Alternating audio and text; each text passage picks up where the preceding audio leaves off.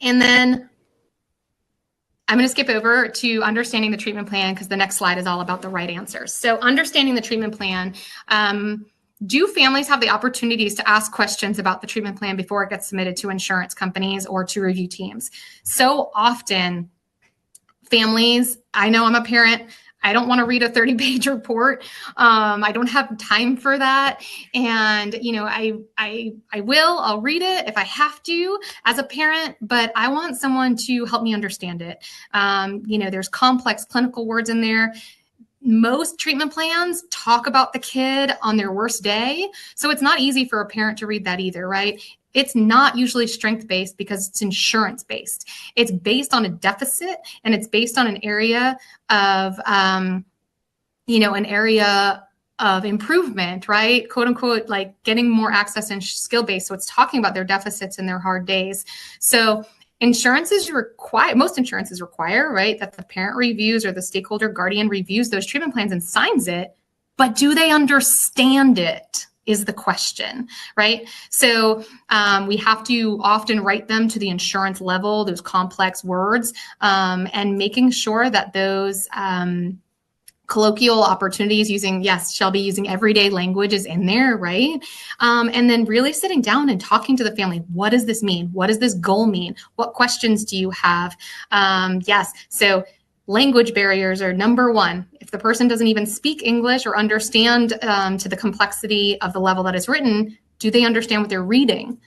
If you're talking to them, are you speaking their same language? Do you need a translator? I often tap into siblings, aunts, uncles, neighbors who can translate with me to have them make sure they 100% understand what is being submitted and asked of them, and what the goals are. Making sure that the goals are culturally competent and relate to their values, right?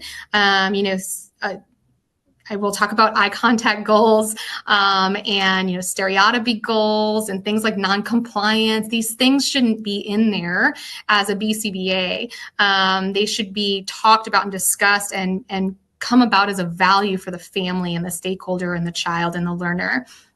And then the right answers. So let's see. Oh, it keeps not skipping to my next slide. So the right answers. Let's say this is an intraverbal goal, right? You eat with, which one's the right answer? Because oftentimes we write goals and targets that only have one right answer. Yeah, they're all the right answer. It depends on the culture. It depends on the learner, on the individual. Some of them might have more than one right answer here. And bonus points if you know what's on the plate. What is that food called? Because that culture, yes, it's in JIRA. Good job, Savina. You're the first one to write it.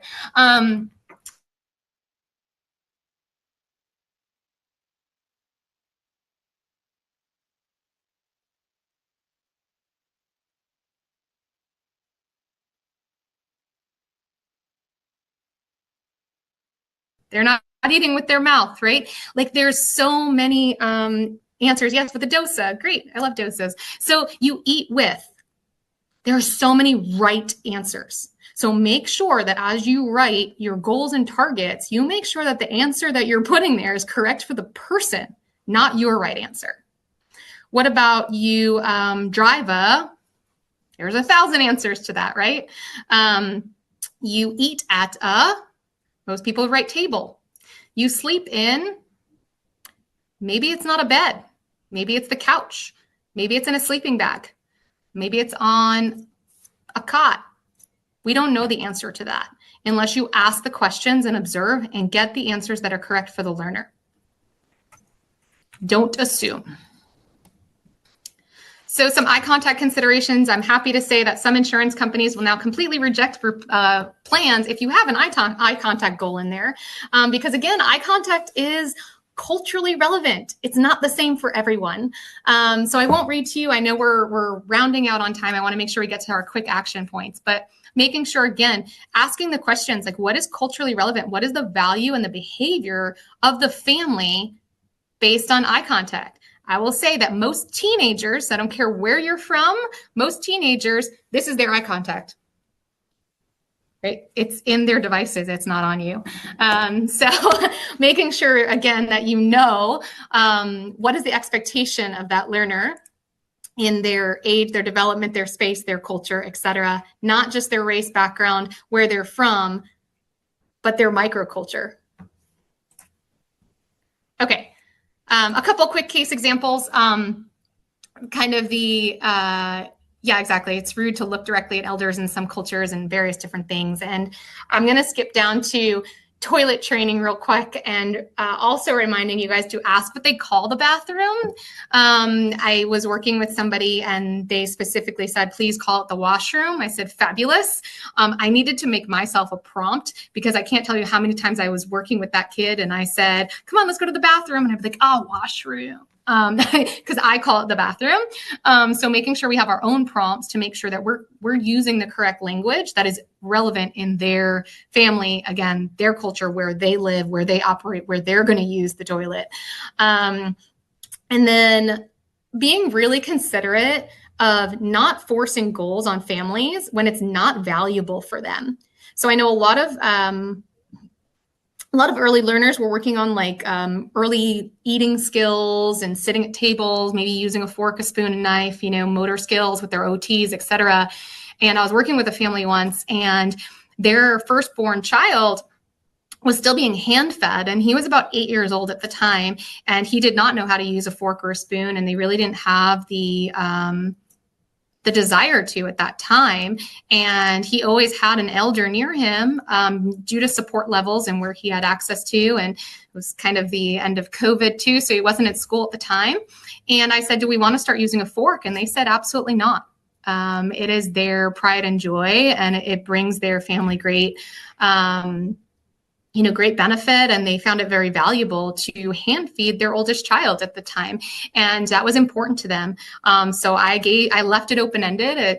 When you guys think it's valuable, or I see an opportunity where he could gain access to more least restrictive environments by using a fork, knife, spoon, et cetera, we'll talk about it. And we left it open-ended that either one could come back and offer that again as a goal, but it wasn't being forced. It was just an opportunity to discuss. And then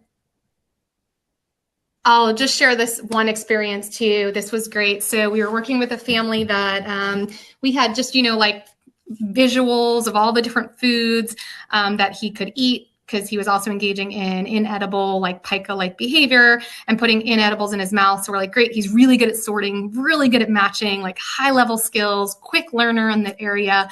So we said we're going to sort foods and non-foods, and we put everything out and, demonstrated. And he was not learning. He was like, yep, foods and non-foods all over the place. And the parent came over and was like, it's been a couple days. Can we, look at how he's doing in this goal? And when she looked down and she just started laughing. And she said, he has no idea what any of those foods were. Pizza, Oreos, cookies, cheese, spaghetti and meatballs. They were a vegan family, non-dairy in the home. He literally had never seen most of the foods that we had put down in pictures. So again, like stopping, pausing, hey, let's take pictures of the foods he actually eats in the home. And we immediately changed it. And within 3 days, he had mastered the program. And so it's really like a consideration of what's happening, with that specific learner. Okay, so quick tips. We're going to wrap up here. So quick tips. So when we're working with families and considerations to make, use interpreters, use visuals, use multiple family members, use all stakeholders, get everyone involved to make sure that everyone's understanding. Values are evaluated. People have a say in, what's going on in the ABA therapy. Pause. Clarify clinical terms like ABC and RBT and BCBA and BACB and UHC, and no one remembers all of these things. So make sure you stop and pause and give opportunity to ask questions. Cultural jargon, different languages, different words, ask those questions. Individualize and recognize that family structures and decision-making hierarchies are often different. I've worked with families where the grandfather is the be-all, end-all. He makes all decisions. It spits right over the parents. So make sure you're talking to the right people and you're including as many people as possible that are those decision makers. Set up initial support and understanding for communication barriers. Make it standard that it's okay to ask questions. Have that opportunity to talk about things that people are not understanding. Get it right out. If someone's having a communication barrier because of different languages being spoken or different accents, be transparent. Can we please slow down so I can understand every word that you're sharing? Because every word that you say is important to me, and I want to make sure I understand it. And we speak different languages, or our first languages are different. Or I'm talking very fast. I'm going to try to slow down. Can you slow down too?